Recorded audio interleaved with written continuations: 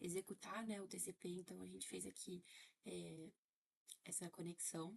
Então a gente enviou boa noite, e aí ele foi recebido aqui, e depois tentou executar um oi, tudo bem, que aí já vai para a letra A, em que ele pede para a gente executar o cliente TCP sem executar o servidor antes, e ver o que acontece. E a gente viu que, como o servidor não foi executado, que é, né, uma conexão que é necessária, ocorre um erro, porque ele tenta fazer essa conexão, o servidor precisa estar ativo e ele não está.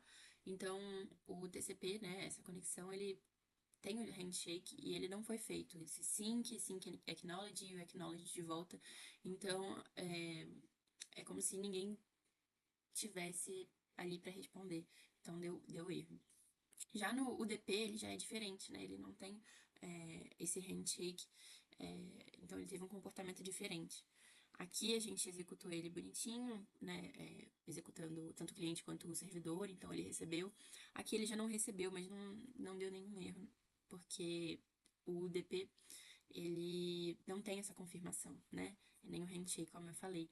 Então ele executa normalmente, envia mensagem e nenhum erro é gerado, mas é como se a mensagem fosse perdida, porque o servidor ele não está ativo para receber. Então ela é descartada. E na letra C aqui, perguntando, né, o que acontece se o número da porta que o cliente tenta se conectar for diferente do que a porta disponibilizada pelo servidor. Então, se isso acontecer, é porque o cliente está tentando se conectar, mas a conexão, pelo menos na TCP, ela é recusada. Tem um erro imediato e fica assim explícito que teve esse erro, porque a gente realmente precisa das duas portas, né, dessa conexão entre o cliente e o servidor. Já o UDP, de novo, né, como se a mensagem fosse ignorada, ela se perdeu, porque não teve um retorno de erro, né, não teve poxa, não recebemos. Ela só não chega no servidor.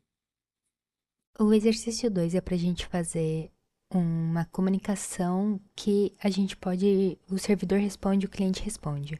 Para isso, a gente criou aqui um looping, né? Depois da conexão. E ele vai sempre receber a mensagem, né? Aqui nessa daqui.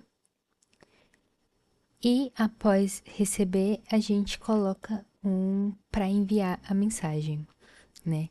E caso a mensagem seja quit, a gente dá um break dessa comunicação. Aqui no do cliente também a gente está colocando, né, um looping para essa comunicação, né? E a gente está fazendo também a mesma coisa, e aqui a gente também tem um quit, porque aí ela pode interromper pelos dois lados, tanto pelo servidor, tanto pelo cliente. Agora nós vamos testar essa comunicação. A gente vai rodar primeiro o nosso servidor. E assim que a gente conectou no servidor, a gente vai conectar o cliente nesse servidor. Então aqui a gente tem o servidor, aqui a gente tem um cliente e a comunicação começa pelo cliente. Então a gente vem aqui, olá, e o servidor recebeu a mensagem do cliente. E ele vai no vai e volta. A gente coloca aqui um sim e um quit para sair. E encerra. A gente também pode rodar o quit pelo servidor, como eu disse antes. Então aqui a gente começa uma nova, aí um oi. E se eu colocar o quit aqui, ele também encerra a conexão.